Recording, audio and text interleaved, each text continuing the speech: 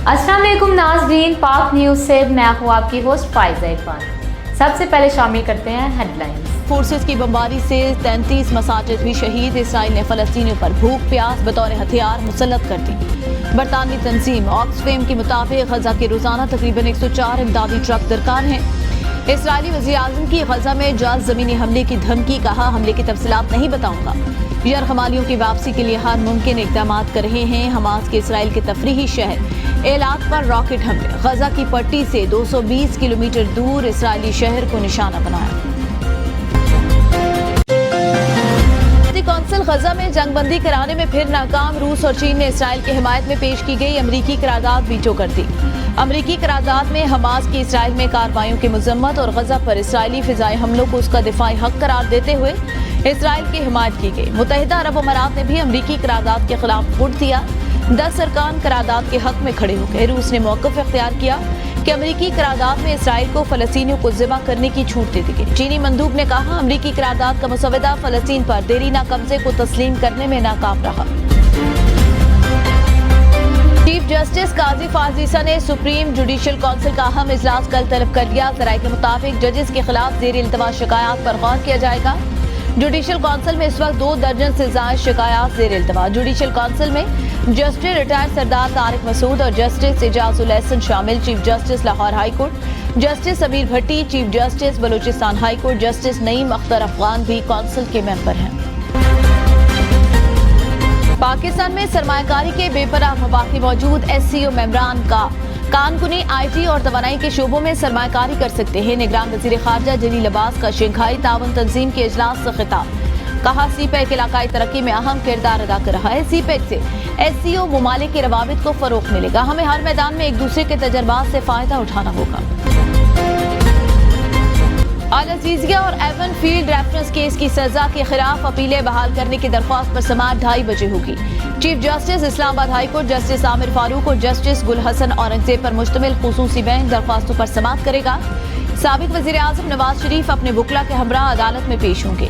गुज़िश्ता समाअत पर अदालत ने नवाज शरीफ की हिफाजती जमानत में आज तक की तौसीह की थी। इस्लामाबाद हाई कोर्ट ने सजा के खिलाफ अपीलों की बहाली की दरख्वास्तों पर नैब को नोटिस जारी करके जवाब तलब किया था।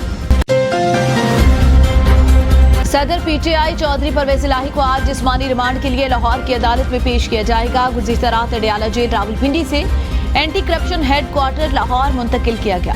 परवेज इलाही के खिलाफ एंटी करप्शन रीजन A में मुकदमा दर्ज। उनसे पंजाब असम्बली में गैर कानूनी भर्तियों के मुकदमे में तफ्तीश की जाएगी। चीनी की कीमतों के मामले पर शुगर मिल्स मालकान की लार्जर बेंच तश्कील देने की इस्तदा मुस्तरद। 2 रुकनी बेंच ही 30 अक्टूबर से पंजाब हुकूमत के नोटिफिकेशन के खिलाफ दरख्वास्तों पर समाअत करेगा। लाहौर हाई कोर्ट ने महफूज फैसला सुना दिया।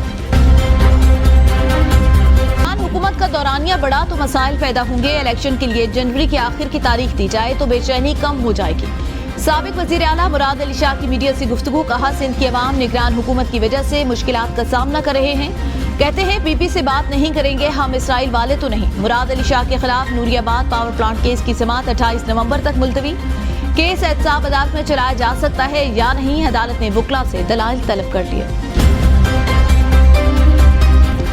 यकीन नहीं जनवरी के आखिरी हफ्ते में इलेक्शन होंगे। सब लोग लेवल प्लेइंग फील्ड की बात कर रहे हैं। मुल्क के मुस्तकबिल के लिए जरूरी है कि इलेक्शन साफ और शफाफ होने चाहिए। सदर डॉक्टर आरिफ अलवी कहते हैं जज हज पर ना गया होता तो इलेक्शन एक्ट 2017 में तरमीम पर दस्तखत ना करता। चेयरमैन PTI आज भी मेरे लीडर है। अगर ऐवान सदर में ना होता तो मैं भी जेल में होता। जस्टिस काजी फाजीसा के खिलाफ रेफरेंस मैंने भेजा था। साबिक वज़ीर-ए-आज़म ने भी कहा था वो रेफरेंस नहीं भेजना चाहते। मैंने हमेशा 9 मई के वाक़यात की मजम्मत की। आगे जाने का रास्ता खुलना चाहिए। नून लीग के रहनुमा इसहाक डार कहते हैं मुझे नहीं लगता इलेक्शन जनवरी से आगे जाएंगे। इलेक्शन अगले महीने हो जाए, हमें कोई एतराज नहीं। हमारी कोई डील नहीं हुई। नवाज शरीफ इक़्तिदार में आए तो बयानिया मुफाहमत का ही होगा। नवाज शरीफ के केसेस के फैसलों में चंद हफ्ते लगेंगे। वज़ीर-ए-आज़म के उम्मीदवार नवाज शरीफ हैं। साबिक चीफ जस्टिस कह चुके ताहयात नाअहली नहीं होनी चाहिए। खुर्शीद शाह या दीगर लोग जो कह रहे हैं उनकी बातों का जवाब नहीं दूंगा। मुल्क में आम इंतखाबात के लिए तैयारियों में तेजी। कसूर में महकमा एजुकेशन ने सरकारी और निजी इदारों से पोलिंग स्टाफ की लिस्टें मांग ली। PIA का फ्लाइट शेड्यूल बुरी तरह मुतासिर। आज भी 49 से ज्यादा परवाजें मनसूख। PSO को 13.5 करोड़ की अदायगी के बावजूद आज भी PIA के परवाजें उड़ान न भर सकी। हुकाम के मुताबिक ताज़ा अदायगी के बाद PIA के मखसूस तैयारों को ईंधन फराहम किया जा रहा है। कारोबारी हफ्ते के चौथे रोज स्टॉक मार्केट में मुस्बत रुझान। 100 इंडेक्स में 293 पॉइंट्स का इजाफा, 51,470 पॉइंट्स पर ट्रेडिंग।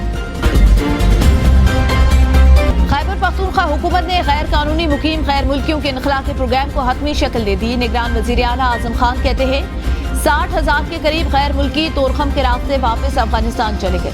1 नवंबर तक रज़ाकाराना तौर पर वापस जाने वालों से हुकूमत हर मुमकिन ताउन करेगी। शहरी गैर कानूनी तौर पर मुकीम गैर मुल्कियों को पनाह न दें। इनखला के अमल में खलल डालने वालों के खिलाफ सख्त कार्रवाई की जाएगी। गैर कानूनी तौर पर मुकीम तमाम गैर मुल्कियों को पाकिस्तान छोड़ने के लिए दी गई हुकूमती डेडलाइन में सिर्फ 5 दिन बाकी। हुकूमत ने 31 नवंबर के बाद मजीद 1 दिन की भी मोहलत न देने का हतमी फैसला कर लिया। निगरान वजीर आला पंजाब सुबह सवेरे घोड़ा चौक डिफेंस मोड़ पहुंच गए। प्रोजेक्ट पर पेशरफ्त का जायजा, जारी कामों का मुआयना किया। मोहसिन नकवी की मजदूरों को शाबाश, मेहनत और जज्बे से काम की तलकीन की। पंजाब में असला लाइसेंस को डिजिटलाइज करने का फैसला काबीना ने मंजूरी दे दी। तर्जमान महकमे दाखिला के मुताबिक नए रूल्स लागू होने के बाद मंजूर शुदा लाइसेंस भी मनसूख तस्वर होंगे। महकमे दाखिला तमाम मंजूर शुदा दरख्वास्तों को आज से नौ प्रोसेस करेगा। आलमी मार्केट में क्रूड ऑयल की कीमत में फी बैरल $5 कमी। 1 नवंबर से पाकिस्तान में भी पेट्रोलियम मसनूआत की कीमतों में कमी का इम्कान। जराये के मुताबिक आइंदा माह पेट्रोल की कीमत में ₹20 जबकि डीजल की कीमत में ₹16 कमी मुतवक्के। लाइट डीजल ऑयल और मट्टी का तेल भी सस्ता। ओगरा ने पेट्रोलियम मसनूआत की कीमतों का इब्तदाई मुसव्वदा तैयार कर लिया। हतमी समरी 31 अक्टूबर को पेट्रोलियम डिवीजन को अरसाल की जाएगी। तज़ीनो आराज के बायस होली फैमिली अस्पताल रावलपिंडी से निकाला गया सामान दीगर अस्पतालों में ताहाल मुंतकिल न किया जा सका। करोड़ों रुपए मालियत का सामान नाकारा होने का खदशा। अस्पताल इंतजामिया कीमती सामान और मशीनरी को महफूज रखने के हवाले से इंतजामात करने में नाकाम। आखिरी गोली और आखिरी सांस तक लड़ने वाले आजाद कश्मीर रेजिमेंट के मर्द मुजाहिद नायक सैफ अली जंजुआ शहीद निशान हैदर का आज 75वां यौम शहादत। अफवाज Pakistan chairman joint chief of staff committee और सर्विसेज चीफ का खराज अकीदत। नायक सैफ अली ने 1984 में कश्मीर जंग के दौरान भारतीय फोर्सेज से लड़ते हुए जाम शहादत नोश किया। आजाद कश्मीर हुकूमत ने सबसे बड़ा एजाज हिलाल कश्मीर अता किया। बाद अज़ां हुकूमत पाकिस्तान ने हिलाल कश्मीर को निशान हैदर के मसावी करार दिया था। सूर में YDA पंजाब और वजीर सेहत के दरमियान मुज़ाकरात कामयाब। यंग डॉक्टर्स का 22 रोज से बंद OPD खोलने का ऐलान। बुल्ले शाह डिस्ट्रिक्ट हेडक्वार्टर अस्पताल के MS डॉक्टर फारूक को काम से रोक दिया गया। MS के इख्तियारात AMS डॉक्टर फयाज को सौंप दिए गए। गुजरात की सेशन कोर्ट के मेन गेट पर जलालपुर जट्टा का रिहायशी शहरी कातिल मुलजिम जोहेब भट्ट ने पेशी पर आए शहरी को फायरिंग करके कत्ल करने के बाद पुलिस को गिरफ्तारी दे दी। पुलिस के मुताबिक कातिल और मकतूल आपस में करीबी रिश्तेदार, कातिल देरीना दुश्मनी का शख्साना। अमेरिकी रियासत मिशिगन में फायरिंग से 22 अफराद हलाक, 60 जख्मी। ल्यूस्टन शहर में मुलजिम ने पहले बॉलिंग क्लब में फायरिंग की जिससे 10 अफराद मौका पर ही हलाक। बाद में लोकल बार और वॉलमार्ट डिस्ट्रीब्यूशन सेंटर पर भी फायरिंग की। मुलजिमान फरार। पुलिस ने तस्वीर जारी कर दी। हमले की वजह सामने नहीं आ सकी। गुलदौर FC चित्राल की टीम फुटबॉल प्रीमियर लीग की फातेह करार। फाइनल में FC पेशावर को 0 के मुकाबले में 1 गोल से शिकस्त दी। पाक फौज के ताउन से जारी फुटबॉल प्रीमियर लीग में 20 टीमों ने हिस्सा लिया। वर्ल्ड कप 2023 में आज इंग्लैंड और श्रीलंका के दरमियान जोड़ पड़ेगा। श्रीलंकन टीम का पॉइंट्स टेबल पर 7वां और इंग्लैंड का 8वां नंबर। नाज़रीन, ये थी अब तक की ताज़ा तरीन खबरें। मज़ीद खबरें जानने के लिए हमारे साथ ही रहिएगा। देखते रहिए पाक न्यूज़, पाकिस्तान की आवाज़।